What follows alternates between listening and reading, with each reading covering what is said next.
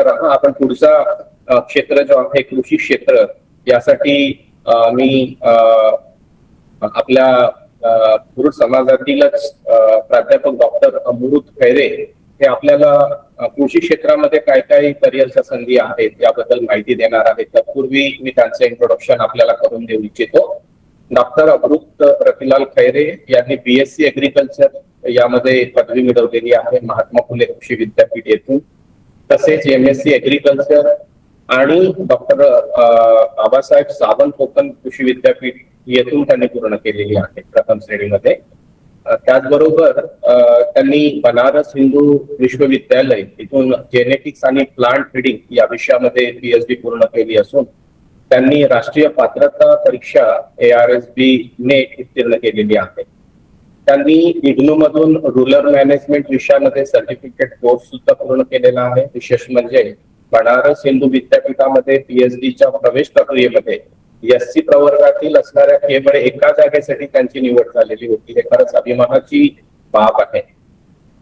हे डॉक्टर खैरे हे विद्यार्थीप्रिय स्वभावाची दखल घेत त्यांना 5 सप्टेंबर रोजी विद्यार्थीप्रिय शिक्षक पुरस्कार प्रदान करण्यात आलेला आहे. सध्या ते महात्मा फुले कृषी विद्यापीठ राहुरी अंतर्गत छत्रपती शिवाजी महाराज कृषी विद्यापीठ संकुल काष्टी येथे सहाय्यक प्राध्यापक या पदावरती कार्यरत आहेत आणि ते अध्यापन, संशोधन आणि विद्यार्थी विकास क्षेत्रात उल्लेखनीय योगदान देत आहेत.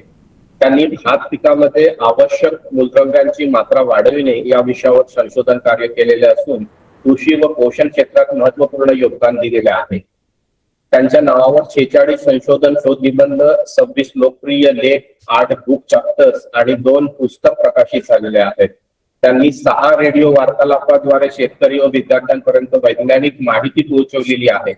त्यांच्या शैक्षणिक, संशोधन व सामाजिक कार्याची दखल घेऊन त्यांना 8 राष्ट्रीय आणि आंतरराष्ट्रीय पुरस्कारांनी गौरवण्यात आलेले आहे. अध्यापनासोबतच त्यांनी तांत्रिक अधिकारी, विद्यार्थी कल्याण अधिकारी, ट्रेनिंग अँड प्लेसमेंट ऑफिसर अशा विविध महत्वाच्या पदांची जबाबदारी यशस्वीरित्या पार पाडलेली आहे. विविध प्रशिक्षण कार्यक्रम, कार्यशाळा, विद्यार्थी अध्यापनासोबतच त्यांनी नेतृत्व विकास उपक्रम, संशोधनाविषयक कार्यक्रम त्यांनी प्रभावीपणे हाताळलेले आहेत आणि विद्यार्थी मार्गदर्शन, करिअर नियोजन आणि संशोधन क्षेत्रातील त्यांचा समुद्र अनुभव विद्यार्थ्यांसाठी निश्चितच प्रेरणादायी व मार्गदर्शन करणार आहे. तर आपण ऐकूया डॉक्टर अमृत रतिलाल खैरे यांना. नमस्कार सर, माझा आवाज येतोय का? हा सर, येतोय. हो, नमस्कार. खूप धन्यवाद सर. अतिशय म्हणजे ब्रीफ मध्ये तुम्ही माझं संपूर्ण माझ्याबद्दल सांगितलं, त्याबद्दल मी तुमचा खूप आभारी आहे. आणि सर्वप्रथम मी आयोजकांचं खूप धन्यवाद व्यक्त करतो की त्यांनी आजचा कार्यक्रम हा आयोजित केला, की जेणेकरून आम्ही सर्व नवीन आमच्या येणाऱ्या भाऊ बहिणींसाठी हा एक प्रकारची आमच्या पद्धतीने एक सामाजिक अशी देणगी देऊ शकतो. तर समाज बांधवांनो, विद्यार्थी मित्रमैत्रिणी आणि पालकांनो, कृषी क्षेत्र हा भविष्यातील महत्वाची संधी आहे. कारण भारत हा कृषी प्रधान देश आहे आणि आपल्या अर्थव्यवस्थेचा कणा म्हणजे शेती आहे. आजच्या आधुनिक युगामध्ये शेती ही केवळ फक्त आणि फक्त अन्न किंवा उत्पन्नापुरतं मर्यादित राहिले नाही. पीक आणि पशुपालन एवढाच केवळ शेतीचा उद्देश नाही, तर आजच्या आधुनिक तंत्रज्ञानाच्या दृष्टिकोनातून जर आपण बघितलं तर शेतीमध्ये आजकाल मेकॅनायझेशन म्हणजे यांत्रिकीकरण वाढलेलं आहे. जास्तीत जास्त नफा कसा घेता येईल, त्यामुळे त्यानंतर त्याच्यामध्ये अन्नाबद्दलची जी जागरूकता आहे, अन्न खाण्याबद्दलची जागरूकता आहे, त्याबद्दलची बरीचशी जागरूकता समाजामध्ये झालेली आहे. जर आपण ओव्हरऑल परिस्थिती जर बघितली तर जवळजवळ 60% पेक्षा जास्त लोकसंख्या ही डायरेक्टली प्रत्यक्ष रूपाने शेतीवर अवलंबून आहे. आणि जर अप्रत्यक्ष रूपात म्हणजे जे शेती करत नाही मात्र शेती सारख्या गोष्टींवर अवलंबून आहे असं जर बघितलं तर आपण जवळजवळ 85 ते 90% लोक हे शेती क्षेत्रावर इनडायरेक्टली अप्रत्यक्षरित्या अवलंबून आहे. त्यामुळंच माजी पंतप्रधान पंडित जवाहरलाल नेहरू हे म्हणायचे की प्रत्येक गोष्ट थांबू शकते पण शेती नाही. म्हणूनच शेती हा असा व्यवसाय आहे की जिथं माणसं आली तिथं अन्न आलं आणि जिथं अन्न आलं तिथे शेती आली. त्यामुळं मला असं वाटतं की जर जगामधले कुठलाही न थांबणारा जर कुठलं करिअर आहे तर ते शेती आहे आणि त्याबद्दल आज मी तुम्हाला माझ्या सादरीकरणामधून सांगणार आहे. तर बघा, साधारणतः भारताच्या संपूर्ण शेतीसाठी 2 लेवलला 2 स्तरावर काम केलं जातं. एक म्हणजे राज्य सरकारच्या स्तरावर आणि एक म्हणजे राष्ट्रीय स्तरावर. तर राष्ट्रीय स्तरावर आपल्याकडे जर बघितलं तर ICAR, भारतीय कृषी अनुसंधान परिषद यांच्यातर्फे कार्य केलं जातं. त्याच्या जवळजवळ 101 ICAR इन्स्टिट्यूट आहे आणि 71 कृषी विद्यापीठ आहे की ज्याचे संपूर्ण जाळं भारतभर पसरलेलं आहे आणि त्याची एक प्रवेश परीक्षा असते. आत्ताच आमच्या 12वीच्या मुलांनी सायन्स 12वी सायन्स पूर्ण केलं असेल, त्यांना ही प्रवेश परीक्षा देणं शक्य नाही. मात्र जे मुलं आता सध्या 10वीला असतील, 11वी सायन्स जे घेतील, त्यांना पुढे साधारणतः डिसेंबरमध्ये ह्या परीक्षेचे फॉर्म निघतात आणि फेब्रुवारी ते मार्चच्या दरम्यान ही परीक्षा देऊ शकता. मात्र आता सध्या आपल्याला संधी आहे ती महाराष्ट्रामध्ये ऍडमिशन घेण्याची. ऍडमिशन घेण्यासाठी महाराष्ट्रामध्ये 4 प्रकारचे महत्वाचे विद्यापीठ आहे. त्यामध्ये जर आपण बघितलं तर पश्चिम महाराष्ट्रामध्ये महात्मा फुले कृषी विद्यापीठ राहुरी, विदर्भामध्ये डॉक्टर पंजाबराव देशमुख कृषी विद्यापीठ अकोला, मराठवाड्यामध्ये वसंतराव नाईक मराठवाडा कृषी विद्यापीठ परभणी, तर कोकणामध्ये डॉक्टर बाळासाहेब सावंत कोकण कृषी विद्यापीठ दापोली रत्नागिरी, असे वेगवेगळे 4 विद्यापीठ आहे. आता ह्या विद्यापीठांना विभागीय स्तरावर डिवाइड करण्याचं, विभागीय स्तरावर त्यांना डिवाइड करण्याचं कारण काय, तर ज्या एरियातले, ज्या क्षेत्रातले, ज्या क्षेत्रातले हे विद्यार्थी असतील त्यांना आपल्या विद्यापीठामध्ये सर्वात प्रथम ऍडमिशनसाठी, प्रवेशासाठी संधी दिली जाईल. हा याचा सर्वात मोठा गोष्ट असते. त्याच्यासाठी त्यांना एक विद्यापीठ कोटा, युनिव्हर्सिटी कोटा म्हणून सेपरेट लागू असतो. म्हणजे जर आता माझा कर्सर जर तुम्हाला दिसत असेल तर साधारणतः इतका पार्ट हा विदर्भातल्या मुलांसाठी जास्त, म्हणजे तिथे जवळजवळ 70% वॅकन्सी ह्या विदर्भातील मुलांसाठी राखीव असतील. पश्चिम महाराष्ट्रामध्ये महात्मा फुले कृषी विद्यापीठ राहुरीच्या अंतर्गत इतका जो पार्ट असेल, म्हणजे जवळजवळ 8 ते 9 जिल्हे यांच्यासाठीचा हा पार्ट राखीव असेल. तसेच कोकणामध्ये, तसेच मराठवाड्यामध्ये, तसेच म्हणजे आपण जर विचार केला तर या 4 विद्यापीठांतर्गत प्रवेश राबवली जाते आणि स्पेसिफिकली त्यांच्यासाठी राखीव जागा देखील ठेवल्या जातात. आता याच्यासाठी प्रवेश पात्रता काय, इतक्यातच जसं आपण बोललो त्या पद्धतीनं यासाठी आपल्याला शैक्षणिक पात्रता ही 12वी सायन्स उत्तीर्ण अशा प्रकारची लागते. त्यामध्ये आपला विषय गट हवा फिजिक्स, केमिस्ट्री, बायोलॉजी, किंवा आता हा सर्वात मोठा गैरसमज आहे की ऍग्रिकल्चर मध्ये करिअर करण्यासाठी केवळ आणि केवळ बायोलॉजी लागतं, पण तसं नाही. ऍग्रिकल्चर मध्ये तुम्ही फिजिक्स, केमिस्ट्री, मॅथच्या थ्रू सुद्धा एंट्री करू शकता आणि त्याचबरोबर जर तुमची दोन्ही ग्रुप असेल तर अधिकच उत्तम असेल. तर विषयाच्या बाबतीत मला असं वाटतं की तुमचा फिजिक्स, केमिस्ट्री, बायो असू द्या, फिजिक्स, केमिस्ट्री, मॅथ असू द्या, तुम्ही त्यामध्ये प्रवेश परीक्षा मध्ये जाऊ शकता. त्यानंतर ज्या वेळेला आपल्याला प्रवेश घ्यायचा असेल तर त्यावेळेस आपण CET देणं गरजेचं आहे. CETच्या कृषी विद्यापीठातील संपूर्ण प्रवेश परीक्षा ही केवळ आणि केवळ CETच्या मार्क्सवर अवलंबून असते आणि जे आपण म्हणतो की गुणांवर आधारित कॅप राऊंड, केंद्रीभूत प्रवेश प्रक्रिया जी असते, जी महाराष्ट्र शासनामध्ये पुण्यामार्फत चालवली जाते आणि संपूर्ण महाराष्ट्रामध्ये वेगवेगळ्या कॉलेजेसमध्ये विद्यार्थी हे प्लेस केले जातात, विद्यार्थ्यांना कॉलेजेस दिले जातात. त्या प्रक्रियेसाठी CET सेलद्वारे जी CET घेतली जाते त्याचा एक आधार घेतला जातो. आणि आता आपण SC प्रवर्गामध्ये आहोत आणि मुलींना तर जवळजवळ संपूर्ण शिक्षण हे फ्रीच आहे. त्यामुळे आपल्याला या गोष्टी इतक्या आपल्याला टेन्शन घेण्याची गरज नसते. मात्र आपल्याला एक MHA-DBT द्वारे शासनाच्या विविध शिष्यवृत्त्या देखील लागू होऊ शकतात आणि आपण त्याचा फायदा घेऊ शकतो. त्यानंतर आता ऍग्रिकल्चर म्हणजे केवळ BSc ऍग्री का, तर तसं नाही. ऍग्रिकल्चर या डेफिनेशन अंतर्गत, ऍग्रिकल्चर या व्याख्या अंतर्गत आपण वेगवेगळ्या गोष्टी, वेगवेगळ्या डिग्र्या घेऊ शकतो. त्यामध्ये BSc कृषी म्हणजे ऍग्रिकल्चर, BSc उद्यानविद्या म्हणजे BSc हॉर्टिकल्चर, BSc वनविद्या म्हणजे BSc फॉरेस्ट्री, BASc म्हणजे मत्स्य विज्ञान, या मुख्य कृषीच्या कोर ऍग्रिकल्चर सायन्सेस, मुख्य कृषी विज्ञानाच्या शाखा आहेत. या व्यतिरिक्त जर तुम्हाला असं वाटत असेल की तुम्हाला इंजिनिअरिंग करायचंय, मात्र तुम्हाला स्पेशली कृषी क्षेत्रात इंजिनिअरिंग करायचंय, तर त्यासाठी टेक्नॉलॉजी आणि इंजिनिअरिंग मध्ये तुम्ही डायरेक्ट बीटेक कृषी अभियांत्रिकी किंवा बीटेक अन्न तंत्रज्ञान किंवा BTech biotechnology, that is agriculture biotechnology, या पदव्यांसाठी तुम्ही ऍडमिशन घेऊ शकता. आणि जर तुम्हाला असं वाटत असेल की तुमचा बिझनेस ओरिएंटेड माइंड आहे आणि तुम्हाला ऍग्रिकल्चर मध्ये केवळ आणि केवळ बिझनेस करायचा आहे, बिझनेस कुठला, मग तो कुठल्याही प्रकारचा असू द्या, म्हणजे साधं तुमचं कृषी सेवा केंद्राचं दुकान असेल की ज्यामध्ये तुम्ही फर्टिलायझर्स किंवा पेस्टिसाइड्स विकताय, ह्या पद्धतीचं दुकान जरी असलं, आता आजकाल तर त्याचे मॉल्स निघालेले आहे, तशा प्रकारचे जर तुम्हाला काय करायचं असेल तर तुम्ही व्यवसाय आणि समाजासाठी स्पेशली डिग्री अवेलेबल आहे, ज्याला कृषी व्यवसाय व्यवस्थापन, ऍग्री बिझनेस मॅनेजमेंट किंवा बीएससी कम्युनिटी सायन्स या देखील डिग्री तुमच्यासाठी उपलब्ध आहे. तर याचा आता महाराष्ट्रासाठी, विशेषतः महाराष्ट्रासाठी आपण एकंदरच पद्धतीनं एकूण त्याचं प्रवेश क्षमता किती असते आणि त्यावेळी आपण कशा पद्धतीने ऍडमिशन घेतलं पाहिजे तर याबद्दल माहिती मिळू. साधारणतः आता हा जो ग्राफ आहे हा मागच्या वर्षीचा आहे. मागच्या वर्षीचं उदाहरण याच्यासाठी का जागा तशाच कंटिन्यू होणार आहे. साधारणतः एक 150 ते 200 जागांमध्ये जास्तीत जास्त फरक पडू शकतो, मात्र जागा तितक्याच असतात. आता एकूण प्रवेश परीक्षा साधारणतः 17,776 इतक्या जागा संपूर्ण महाराष्ट्रामध्ये असतात. याच्यासाठी जवळजवळ मागच्या वर्षी 62,000 फॉर्म आलेले होते, म्हणजे कॉम्पिटिशन भरपूर आहे. पण कॉम्पिटिशन जरी असली तरी बहुतेक ही कॉम्पिटिशन ही शासकीय कॉलेजेससाठी, शासकीय महाविद्यालयांसाठी असते. आपल्याकडे शासकीय महाविद्यालय हे अतिशय लिमिटेड आहे.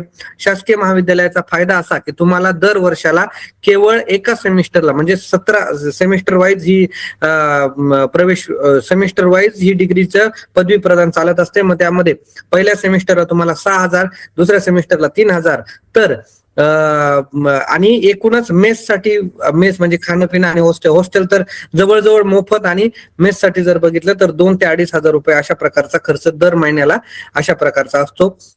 तर त्यामुळे शासकीय महाविद्यालयामध्ये जो खर्च असतो तो अतिशय कमी असतो, आणि खाजगी महाविद्यालयामध्ये सुद्धा आपल्या एससी प्रवर्गासाठी जरी वॅकन्सी म्हणजे स्कॉलरशिप असल्यामुळे आपल्याला बाकीचे पैसे लागत नसले तरी, त्याची ट्युशन फी जरी लागत नसले तरी बाकीचे जे खर्च आहे तो आपल्याला भरावा लागतो. त्याचा जो साधारणतः खर्च आहे कमीत कमी 20,000 ते 30,000 रुपये इतके दर वर्षाला, आणि त्याच्यानंतर मेस, बाहेरची मेस आणि हॉस्टेल आपण बाहेर घ्यावं लागतं. त्याचा खर्च खाजगी महाविद्यालयांमध्ये असतो. तर आपण ज्यावेळेस सेंट्रलाइज म्हणजे आपण सीईटी दिली, सीईटी नंतर ज्यावेळेस आपले फॉर्म निघतील, ज्यावेळेस आपल्याला प्रेफर द्यायचं असेल तर त्यावेळेस आपण प्रेफरन्स देताना हे शासकीय महाविद्यालय किंवा गव्हर्नमेंट महाविद्यालय आणि त्यातल्या त्यात आपल्या एरियामधले, आपल्या प्रक्षेत्रामधले शासकीय महाविद्यालय हे पहिल्यांदा द्यायला हवे. त्यानंतर आपण खाजगी महाविद्यालयाला प्रेफर करू शकतो. जर आपला नंबर लागत नसेल किंवा आपली मेरिट जर खाली असेल तर त्यावेळेस आपण खाजगी महाविद्यालयाचा विचार करू शकतो. सर्वाधिक मागणी असणारा बीएससी कृषीचा आहे. नो डाऊट बीएससी कृषीला सगळ्यात जास्त जागा संपूर्ण महाराष्ट्रामध्ये आहे. साधारणतः 150 खाजगी महाविद्यालय जे विना अनुदानित तत्वावर चालतात, त्यांच्यामध्ये 14,000 जागा आहे, आणि उर्वरित साधारणतः 3,000 ते 4,000 जागा या शासकीय विद्यालयांसाठी राखीव आहे. ओके, आणि दरवर्षी या ऍग्रिकल्चरचा कल फार वाढत आहे. त्याचं कारण म्हणजे आता आपण कारण येत्या काळात डिस्कस करूच. मुख्य याच्यामध्ये आपण जर बीएससी ऍग्रीमध्ये म्हटलं तर वेगवेगळ्या प्रकारचे शिक्षण आपण घेऊ शकतो. त्यामध्ये वनस्पती रोगशास्त्र असेल किंवा कृषी कीटकशास्त्र असेल, सॉइल सायन्स असेल, कृषी अर्थशास्त्र असेल, किंवा त्याच्यानंतर जेनेटिक्स प्लांट ब्रीडिंग म्हणजे नवीन नवीन जाती कशा विकसित करावा, नवीन नवीन बियाणे कसे उपलब्ध करून द्यावे याबद्दल माहिती घेत. जर बीएससी उद्यान विद्या म्हणजे हॉर्टिकल्चरचा जर असेल तर त्यामध्ये फळे, भाज्या आणि फुलांच्या लागवडीचे आधुनिक तंत्रज्ञान कसे असेल, याच्यातून कसा जास्तीत जास्त फायदा लोकांपर्यंत पोहोचवता येईल याविषयी आपण मार्गदर्शन घेत असतो. बीएससी फॉरेस्ट्री याच्या फार कमी जागा आहे, पण याचा डिमांड पण तेवढाच आहे. साधारणतः वनसंवर्धन, वन्यजीव व्यवस्थापन आणि पर्यावरणाचा समतोल याविषयी आपण याच्यामधून शिकत असतो. याला ज्या पद्धतीने राष्ट्रीय स्तरावर, राज्य स्तरावर जितकी मागणी आहे तितकी आंतरराष्ट्रीय स्तरावर देखील मागणी आहे, हे आपण मान्य करायला हवं. त्यानंतर कृषी विद्यापीठांतर्गत हा मत्स्य विज्ञानच्या BFSC नावाचा उपक्रम पदवी दिली जाते. ही पदवी केवळ आणि केवळ डॉक्टर बाळासाहेब सावंत कोकण कृषी विद्यापीठाच्या अंतर्गत दिली जाते. कारण बाळासाहेब सावंत कोकण कृषी विद्यापीठ दापोली हे एक कोकणातलं एकमेव कृषी विद्यापीठ आहे की ज्याच्या बाजूला समुद्र आहे, आणि तिथल्या शेतकऱ्यांना म्हणजे शेतीसोबतच मत्स्य विज्ञानाच्या सुद्धा माहिती देणं गरजेचं असतं. त्यासाठीचा हा एक हे असतो. त्यानंतर आपण जर बीटेक म्हणजे जर अन्न तंत्रज्ञान मध्ये बघितलं, बीटेक फूड कल्चर मध्ये, तर त्याच्यामध्ये आजकाल आपलं फूड हे साधारणतः प्रोसेस फूड किंवा मूल्यवर्धित फूड हे झालेलं आहे. त्याच्यामुळे जागतिक स्तरावर याला वेगळ्या प्रकारची मागणी आहे. त्यामुळे आपण बीटेक इन फूड टेक्नॉलॉजी आपण असं बघू शकतो. शकतो. यासाठी मुलींना फार चांगला स्कोप बीटेकच्या फूड टेक्नॉलॉजीच्या अंतर्गत आहे, कारण तिथल्या त्या टेक्निकल बाजू असतील, तिथली बायोकेमिस्ट्री वगैरे ज्या गोष्टी असतील त्या एका बंद लॅबमध्ये जॉब साठीच्या असतात आणि बहुतेक मुलींना मार्केटिंगसाठी वगैरे एक म्हणजे एक चांगली फील्ड म्हणून आपल्याला बघता येईल. त्यानंतर बीएससी बायोटेक्नॉलॉजी. आता ज्यांना बायोटेक्नॉलॉजी मध्ये जायचंय, मात्र अप्लाइड बायोटेक्नॉलॉजी मध्ये जायचंय, तर ते देखील आपण बीएससी बायोटेक्नॉलॉजीच्या माध्यमातून, बीटेक बायोटेक्नॉलॉजीच्या माध्यमातून जाऊ शकतो. यामध्ये तुमचं जेनेटिक्स असेल, त्यानंतर टिश्यू कल्चर लॅब असतील, कुठल्याही जाती विकसित करत असताना बायोटेक्नॉलॉजीचा जैवतंत्रज्ञानाचं सहाय्यक घेऊन कशा पद्धतीनं आपण नवीन नवीन जाती उपलब्ध करू शकतो त्याच्याविषयी माहिती दिली जाते. त्यानंतर आजकाल बीटेक ऍग्रिकल्चरला सुद्धा चांगल्या प्रकारचं एक डिमांड आहे, कारण याचे सुद्धा कॉलेजेस लिमिटेड आहे. यामध्ये आपण ट्रॅक्टर्स, ड्रोन तंत्रज्ञान, सिंचन प्रणाली आणि कृषी यांत्रिकीकरण, मेकॅनायझेशन ऑफ ऍग्रिकल्चर. म्हणजे आता तुम्ही बघत असाल की आमच्याकडे म्हणजे नाशिकच्या एरियामध्ये जर बघितलं तर शेतकरी कुठेतरी लग्नामध्ये असता, ते त्यांच्या मोबाईलमध्ये एक ऍप ओपन करता आणि ते ऍप ओपन करून ते त्यांचं 100 ते 50 किलोमीटरच्या दूरवर असणारे झाडांना पाणी देता. ओके, आणि ते पाणी दिल्याच्या नंतर परत 15-20 मिनिटांनी ती मोटर इथून बंद करता.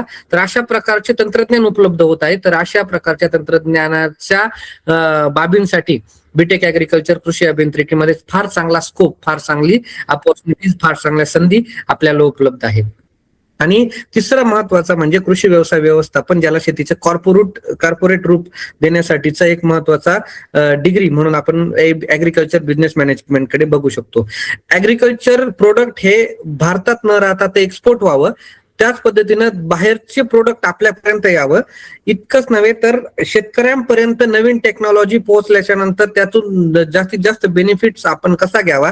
त्यानंतर कॉर्पोरेट कंपन्या असतील, सप्लाय चेन म्हणजे की डायरेक्ट सीड आपल्यापर्यंत येत असताना किंवा बियाणे, उदाहरणार्थ बियाणे जर आपल्यापर्यंत येत असताना तर त्याच्या मधल्या बाजूच्या बाजू कुठल्या काय, तर त्या संदर्भातली माहिती आपल्याला कृषी व्यवसाय व्यवस्थापनाच्या माध्यमातून मिळते.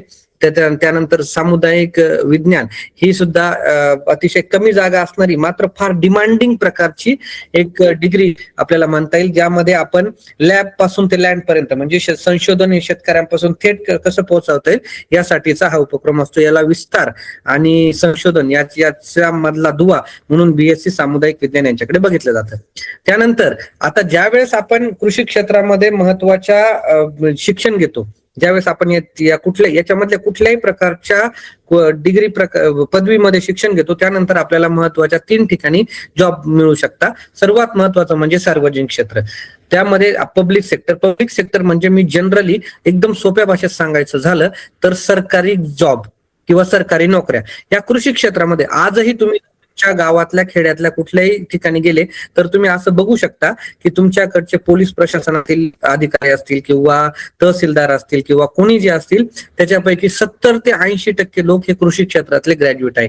त्याचं कारण आहे का तुम्ही आतापर्यंतचा जो संपूर्ण सिलेबस बघता आहात त्या सिलेबस मध्ये ग्रामीण भाग, शहरी भाग आणि वाढती डिमांड याविषयी संपूर्ण सिलेबस मध्ये त्याचा अंतर्भाव केलेला असल्यामुळं हा अभ्यास करायला सोपं जातो, त्यामुळे त्याच्यामध्ये करू शकतो. त्याच्यानंतर खाजगी क्षेत्रामध्ये आणि उद्योग जगतामध्ये आता आपण याविषयी डिटेल माहिती मिळवू. जर समजा तुम्ही सार्वजनिक क्षेत्रामध्ये इतक्यातच आता आपल्याकडे एमपीएससीच्या बाबतीत एक वेगळं सेशन होणारच आहे, मात्र आता आपल्याशी रिलेटेड आपण गोष्टीचं एक जनरल डिस्कशन आपण करू शकतो. सार्वजनिक क्षेत्रामध्ये आपण सुरक्षितता, संशोधन आणि प्रशासनाच्या दृष्टिकोनातून जर बघितलं तर प्रशासकीय सेवेमध्ये अतिशय चांगल्या प्रकारचा डिमांड आहे. म्हणजे अगदीच जर कृषी अधिकारी म्हटलं तर कृषी अधिकारी तुम्ही या कृषी विद्यापीठाच्या अंतर्गत कुठलीही पदवी घेतलेली असेल तरी तुम्ही कृषी अधिकारीसाठी एमपीएससी मार्फत अप्लाय करू शकता. त्या परीक्षांना सामोरे जाण्यासाठी त्याची किमान पात्रता तुम्ही या आतापर्यंतच्या सांगितलेली कुठलीही पदवी ही प्राप्त केलेली हवी.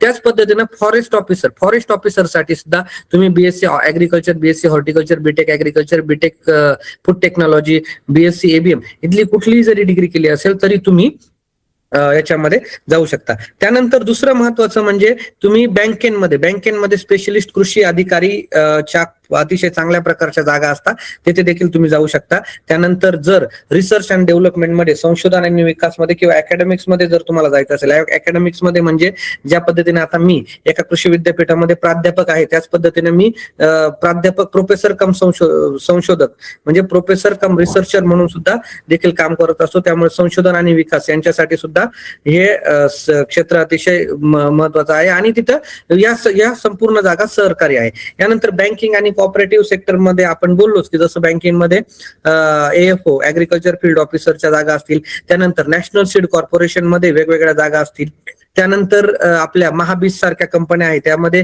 गव्हर्नमेंटच्या जागा असतील, त्यानंतर आपलं फॉरेस्ट डिपार्टमेंट मधल्या वेगवेगळ्या जागा असतील. या संपूर्ण जागा क्षेत्रामध्ये जिथं जिथं कृषी क्षेत्र आले म्हणजे अगदीच तुमच्या झेडपी मध्ये कधी कधी कृषी विस्तार अधिकाऱ्याची जागा असते, अगदीच तुमच्या आपल्या पंचायत समितीमध्ये कृषी विस्तार अधिकाऱ्याची, अशा वेगवेगळ्या जागांमध्ये वेगवेगळ्या बाबींसाठी ते इथे वॅकन्सी असतात आणि त्यांना मागणी तशा प्रकारची असते.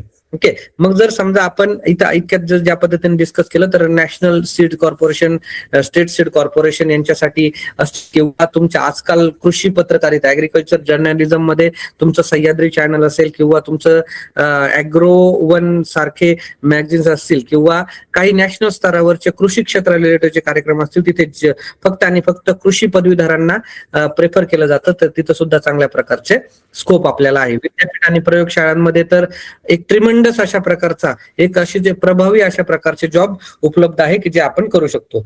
त्यानंतर ग्रामीण अर्थव्यवस्थेचा कणा हा असल्यामुळे आजकाल एक बँकिंग आणि बँकिंगचे रिलेटेड जॉब म्हणजे त्याच्यामध्ये शेतकऱ्यांचे संघटन करून सामूहिक खरेदी विक्री आणि प्रक्रियाचे उद्योग उभारणे, ओके, त्यानंतर पीक विमा अनुदान यांचे व्यवस्थापन करणे, कृषी पदवीधरांसाठी स्पेशलिस्ट ऑफिसरच्या काही संधी असतात ज्यामध्ये आपण कर्ज देण्यासाठी ग्रामीण भागातल्या लोकांना सहाय्य करणे, तर अशा प्रकारचे काही कन्सल्टन्सी जॉब देखील आपल्या प्रकारे उपलब्ध असतात. त्याच पद्धतीने जर तुमचे काही क्रॉप स्पेसिफिक तुम्ही जर भविष्यामध्ये एखाद्या पिकांवर जर जनरली अशा प्रकारचा अनुभव घेतला तर तुम्ही क्रॉप स्पेसिफिक कन्सल्टन्सी सुद्धा करू शकता आणि पिकाचे डॉक्टर म्हणून तुम्ही तिथे जाऊ शकता. त्यालाही जर तुमचे जसे रिझल्ट येतील तशा पद्धतीचं तुम्हाला मोबदला हा शेतकऱ्याकडून दिलं जातं. म्हणजे मी सांगतो की एका शेतकऱ्याकडून दर महिन्याला साधारणतः 25,000 ते 70,000 एका शेतकऱ्याकडून इतकं उत्पन्न तुम्हाला मिळू शकतं. जर तुम्ही 10 शेतकरी केले तर तुम्ही त्या पद्धतीने बघू शकता.